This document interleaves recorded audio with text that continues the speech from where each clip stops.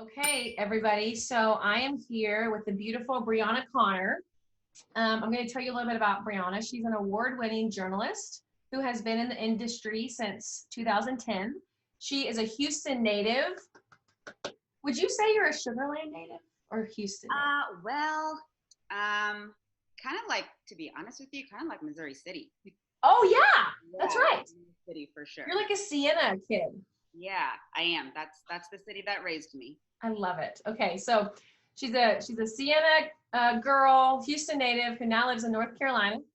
Briana has been recognized with industry and leadership awards. She serves on the board for professional, I wish I could say that, professional and charitable organizations. She's been a part of fundraising and volunteer efforts for nonprofits. She is a busy woman.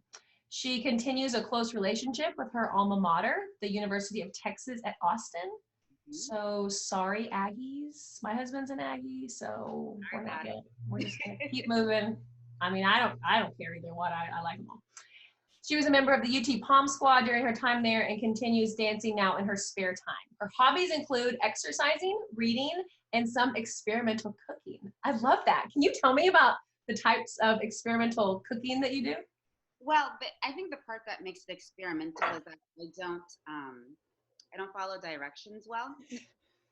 So I'll take just the framework of a recipe from the internet, and usually my go-to is like, this needs a little more cayenne pepper, or like, this needs some jalapenos, or I usually just take the recipe and use some seasonings to kick it up a notch, and usually that makes it better, I think, to my liking. Sometimes it's a mistake, but usually I love it. Makes everything better. So it's like taste, season, taste, season. Yep. I love it. I get that. Totally get that. Okay, so again, Briana, thank you so much for joining me. Briana, also, for those of you viewers who are watching, some of you may have watched Rachel Connor's interview. If you can't tell, because I think Briana is like Rachel's mini-me, but if you can't tell, Briana is Rachel's daughter. So yeah, we look alike, we sound alike, and I'm pretty sure at some point you're probably going to hear her just jump out of my mouth. So be prepared for that. It's going to happen. It makes me so happy because, I love her. Okay, so can you just tell me, Briana, tell me your response to the murder of Ahmaud Arbery. I'd love to know the first thing that you felt, the first thing that you thought, and the first thing that you did. Just kind of what was that like for you? So yeah, the first thing that I thought was another one.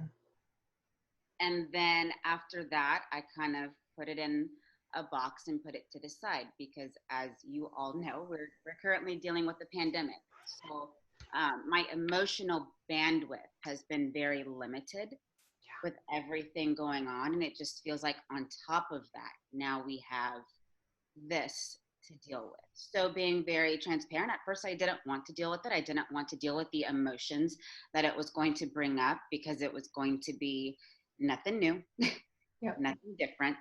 And so it probably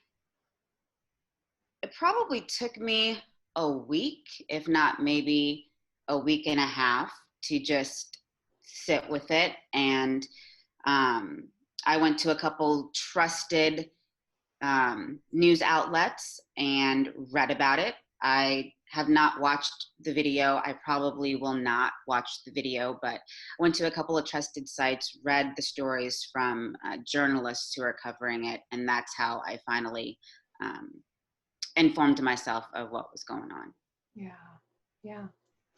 I've heard that from so many people, especially people who are really emotionally healthy and who have really good boundaries. They've told me I didn't think about it I couldn't, I had to tuck it away. It's similar to what you're saying. Yeah. So can you tell me, why is it important for you to deal with it instead of just keep it tucked away? Well, the truth of the matter is that I have to.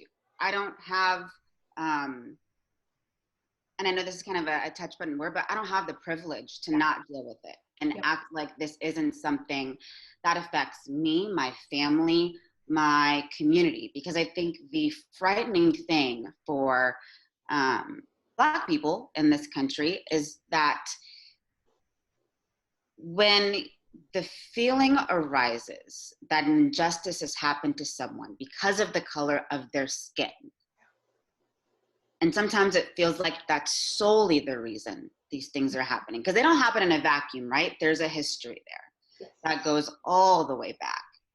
So when you add another story to it, it's scary. And when the common denominator is skin color, and that's something that you share with this person that's on the other end of this injustice, it feels so personal, because it feels like it could happen to you, or it could happen to your loved one, your family member, your community member. And that's why I can personally say I don't feel like I have the privilege to tuck it away permanently. I don't have the privilege or the option really to not deal with it. Yeah.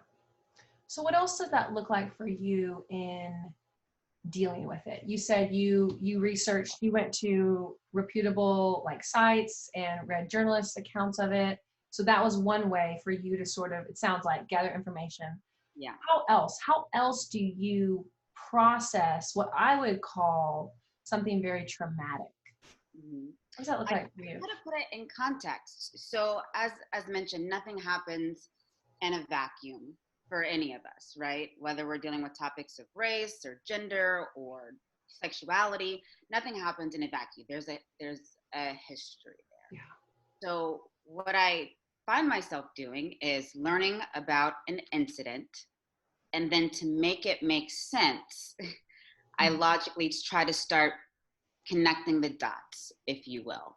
Look at the facts. What do the facts tell us? And then how do these facts connect with a larger story or a larger set of facts that can help us draw conclusions and help us find deeper understanding and deeper meaning? I think context is so important. So that's part of my process of dealing with it is, again, context. And I think for me, my mom and I recently finished up I think back in February, we finished up a Sankofa journey, which is something that she introduced me to, the idea and the meaning of it. It was something I had never heard of before, but it was a really powerful journey for us because I learned so much. And I have to think, like, I'm an educated woman. Part of my education is a concentration in African American history, studies, and culture. I'm a Black woman in this country, so that's my lived experience, but still there was so much I didn't know.